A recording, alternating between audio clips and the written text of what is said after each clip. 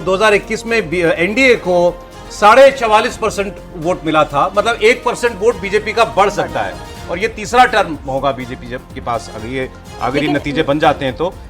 दूसरी ओर जो गठबंधन है, कांग्रेस लेड गठबंधन जो है, उसका वोट गिर रहा है काफी। अब वो पिछली बार उनको लगभग 43.5% वोट आया था, मतलब वो 4% वोट का लॉस हो रहा है।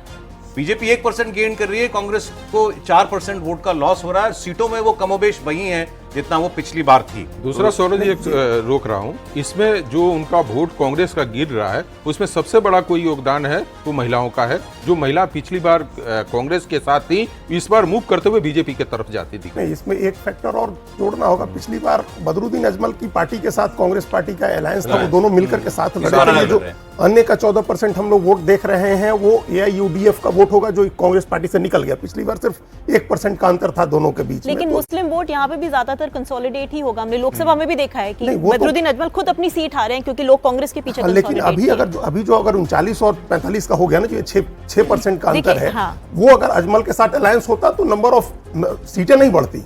वोट परसेंटेज कांग्रेस अलायंस का भी 44% तक पहुंच जाता।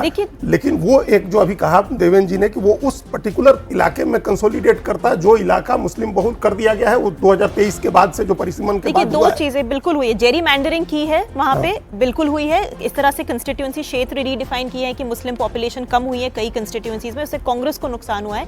दूसरी बात, एक आपने क्योंकि मुझे पहले पूछा था मुद्दा, एक बहुत बड़ा अंतर है कि जो 2021 का चुनाव था या जो 2016 का चुनाव था वो नरेंद्र मोदी के नाम पे था। तब लोग कहते थे मोदी जी को वोट दे रहे हैं। आज जो भी भाजपा को वोट दे रहा है वो हेमंत बिस्वा शर्मा को। मोदी जी का नाम कम आ रहा है, लोकसभा में आता है लेकिन विधानसभा चुनाव में अब की बार नाम मुख्यमंत्री का। ये तो अचीवमेंट है हेमंत बिस्वा शर्मा की। वो तो देखिए, वो फेस है पार्टी का। अब नरेंद्र मोदी असम में फेस नहीं है, जैसे योगी आदित्यनाथ उत्तर प्रदेश में फेस है भाजपा का, नरेंद्र मोदी नहीं है। वैसे ही हेमंत बिस्वा शर्मा अब असम में बीजेपी का फेस है। सर, असम में तीसरी बार बन सकती है भाजपा की सरकार, एग्जिट पोल बता रहा है मनोज जी का।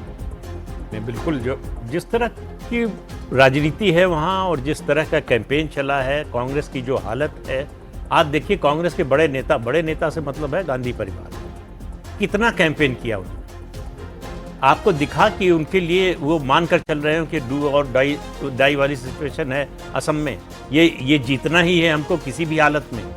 इस तरह आपका पूर्व प्रदेश अध्यक्ष चुनाव से ठीक पहले छोड़ के चला जाता है, आपका सिटिंग लोकसभा एमपी चला जाता है, आपके चेहरे पर कोई शिकन नहीं है कि कोई हमारा बड़ा नुकसान हो गया। वैसे गांधी परिवार ने कैंपेन सबसे पहले यही शुरू किया।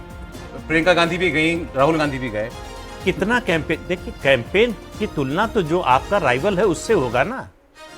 आप 3 बार गए या 4 बार गए, अगर दूसरा जो है 25 बार जा रहा है तो आपके उस कैंपेन का कितना असर होगा। सर, एक चीज और बता दें, क्योंकि और एग्जिट पोल भी आ गए हैं मेट्राइज के अलावा, तो एक्सिस बाय इंडिया बीजेपी को 88 से 100 सीटें दे रहा है। मतलब वही है लगभग रेंज जो है, शायद थोड़ा सा 1-2-5 सीटें ज्यादा ही मनोज जी के एग्जिट पोल से। इनफैक्ट उनके अलावा भी जो और एग्जिट पोल आए हैं मेट्राइज और एक्सिस के अलावा, सब में एनडीए को मेजोरिटी दिखाई दे रही है, बीजेपी को अपने दम पर मेजोरिटी दिखाई दे रही है। मनोज जी ने इस बात को क्लियर किया, पहली बार होगा जब बीजेपी बिना गठबंधन के साथियों की 64 से ज्यादा सीट जीतेगी बीजेपी। जी सर, देखिए मेरा मानना है कि बिल्कुल असम में जितना आपका जो परसेंटेज भी दिखा रहे हैं, हो सकता है कि और कांग्रेस का वोट कम हो जाए।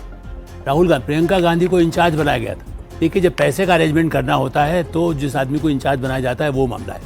कांग्रेस को जो समझते हैं, प्रियंका गांधी को इसलिए भेजा गया था, गौरव को। अच्छा, दूसरा जिस तरह की विवादास्पद गौरव की पत्नी को लेकर के रहा, फिर पवन खेड़ा ने इनके ऊपर भी अटैक कर दिया, तो जो राह साह कसर थी वो राहुल गांधी और उनकी कंपनी जो उनके साथी हैं वो प्रियंका गांधी का भी डैमेज कर दिया। शायद पता नहीं, मैंने आपके प्रोग्राम में भी कभी बोला हो कि सही मायने में तो ऐसा लगता है कि राहुल गांधी पवन खेड़ा सोच के गए थे कि प्रियंका इंचार्ज है तो और जरा बेड़ा गर्क हो जाए, ताकि किसी तरह से प्रियंका आगे के लिए कोई भविष्य न दिखाई दे।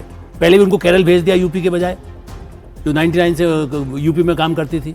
तो मेरा ऐसा मानना है कि परिवार का जो हो सकता है मोहब्बत ने बहन के नाते स्नेह होना अलग बात है, लेकिन राजनीतिक ढंग से उनकी जो पूरी टीम है वो इस बात पे लगी रहती है कि प्रियंका गांधी को कितना कमजोर दिखा के साबित कर दे। सर, एक समस्या ये थी कांग्रेस के पास कि हेमंत बिस्वा शर्मा के बारे में एकदम धारणा सी थी कि कांग्रेस के भी 25-30 टिकट वो दिलवा रहे हैं और वो तय कर देते हैं कैंडिडेट, और कांग्रेस की जो स्टेट यूनिट है एक तरह से कॉम्प्रोमाइज रहती है और उसके हिसाब से टिकट दे देती है। उसको न्यूट्रलाइज करने के लिए, उसको काउंटर करने के लिए यहाँ से प्रियंका गांधी को लगाया गया ताकि बेहतर कैंडिडेट ही दिया जा सके। लेकिन कांग्रेस के हिसाब से सौरभ, अगर आप देखें तो सबसे बड़ी चूक वहाँ पर हुई जब इन लोगों ने रणनीति बनाई थी लगभग 7-8 महीने पहले कि इस बार के इलेक्शन को करप्शन के इर्द गिर्द लेके जाना है असम में, उस चीज को हेमंत बिस्वा शर्मा ने भांपा और उसके पहले ही उसको काउंटर करने के लिए गौरव गोगोई की पत्नी को लेकर इतना बड़ा आरोप लगा दिया।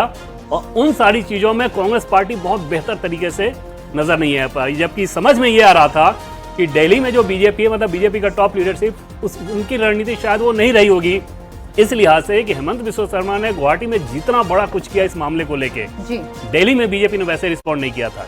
लेकिन हेमंत बिस्वा शर्मा की रणनीति ये थी कि इससे पहले कि ये करप्शन का आरोप लगाएं, एक इतना बड़ा आरोप चस्पा कर दो कि यही वो सफाई देते फिरें, और कांग्रेस एकदम लगा ही नहीं कि असम में कोई चुनाव जीतने के लिए लड़ रही है। ठीक है, और वो पोल में भी नजर आ रहा है, एग्जिट पोल में नजर आ रहा है, सभी एग्जिट पोल असम में भारतीय जनता पार्टी की सरकार बनाते हुए दिख रहे हैं।